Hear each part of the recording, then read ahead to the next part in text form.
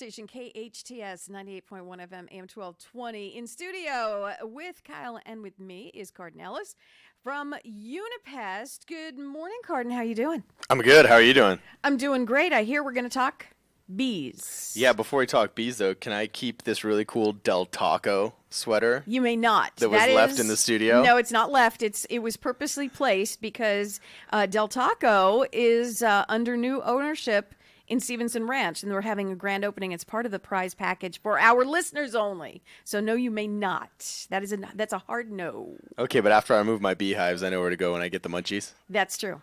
Okay. That's true. So let's talk bees. You are from Unipest Pest Control. Affirmative. What you're telling me that bees are prevalent right now? Prevalent. They're going crazy. Oh, more than prevalent. Prevalent plus. What's happening? Why? Oh, well, it got hot all of a sudden. Mm-hmm. So everybody's calling me with all kinds of crazy bee infestation. In fact, there's actually one on the side of this building over here that I noticed when I drove in. What do you mean, like one bee or a beehive? No, a beehive. Yeah, coming out of where there was a pipe. And so, it's nuts. As soon as it gets hot, above 77 degrees. Is the one, wait a minute, let's go back to the one around the corner, because that can clearly affect me. Is it an active beehive around the corner? Oh, yeah, totally. Look, see, boom, right there. See the pick? Okay. Right there on the corner. Oh, so now what? Yeah. So now what? I called the owner. We're probably going to come in and take it out, do a live removal. Okay. And We're that doesn't, lucky. You're saying live removal, so that doesn't hurt them. Yeah, it depends on, sometimes you can take them out live, sometimes you can't. It really kind of depends on the location of the hive, species of the hive, so on and so forth. Also, whether or not the people have already tried to exterminate it with stuff they bought from the store. If it's already been corrupted by a bunch of pesticides, it's not like you want to eat the honey. You know what I'm saying? So, in those cases, sometimes extermination is the only option. How all of a sudden, I've seen swarms. I was in a Walmart parking lot down in Stevenson Ranch one day, and I'm getting out of the car, and What were you doing? I see a swarm. Oh no, it's totally awesome. Actually, okay, so the old phrase, two's company, three's a crowd? Okay, well, like in the bee world, 2,000 is company, 3,000 is a crowd. And when a beehive gets big enough, they start getting crowded, and there's no elbow room. So they say, okay, look, you 1,000 bees, you got to get out of here. And they form their own queen, their own group, and they just, boom, they blitz out, and they try and find their own place where they can set up their own hive. So kind of similar to how cells divide, hives do what's called splitting. All right. And then you'll see that swarm flying around just like in the cartoons, just like this bee swarm literally flying around like a basketball of bees in the air. Right. And then they'll butt up against the side of the house where there's stucco, and they won't be able to find a way in. And after a day, they'll say, okay, this stinks. Let's find a new spot. And then they'll bump up underneath a tree, but maybe the wind's blowing and it's too shaky and they can't set up their hive material. So they say, okay, we got to find a new spot. But then they'll go in, and for example, in this picture where I showed you here, there was an old conduit opening.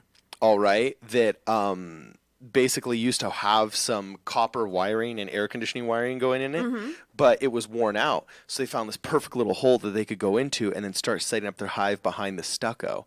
And they start actually building the honeycomb behind it, so much so that, look, when you take an infrared scanner, you can actually see the heat signature of their hive behind the drywall.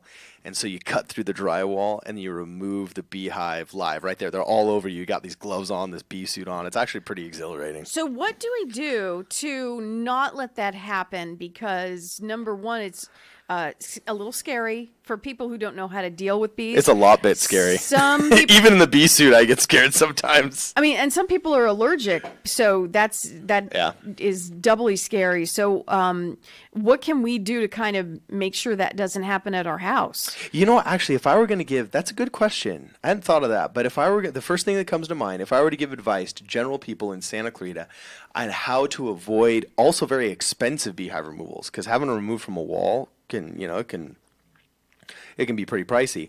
The biggest consistent problem I have seen in Santa Clarita is people that have one of two things in their houses. If their homes were these homes in like Valencia or Canyon Country or Saugus that were built in the 50s, 60s, 70s, and 80s that had galvanized pipe, most of them have been copper repiped by now.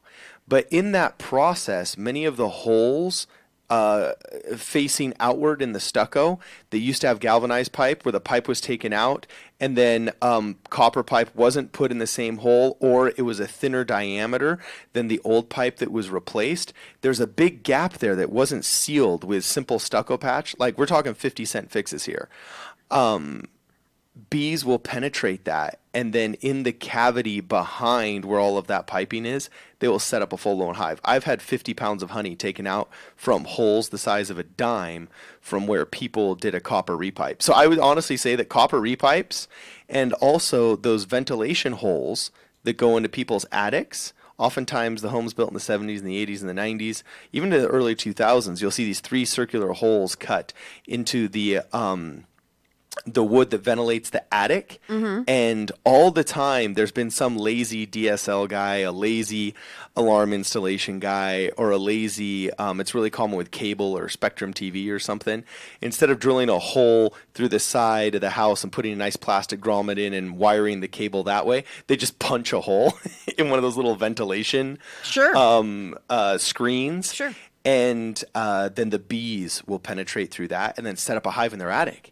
We get lots of attic hives here in Santa Clarita. So the common thread here, when you talk about any kind of, like rats and mice and stuff like that, and now the bees, the common thread here is make sure all those little places are sealed up. Oh, yeah, because that's an in for almost anything. I can't tell you how many $5,000 jobs had 50-cent fixes. I've done rodent exclusions where there's been such horrible infestations of people's attics here that we had to replace the insulation, spray sanitizers before the health department would let the people move back in, so on and so forth. And we're talking super expensive jobs, anywhere between $5,000 to $15,000. And it's always because of what we call the 50-cent fix. Somebody forgot a little piece of 2x2 flashing. Somebody forgot to patch with 50 cents of stucco patch a small hole that was, at the eye level of their house for 10 years. Okay, straight. so here's my next question.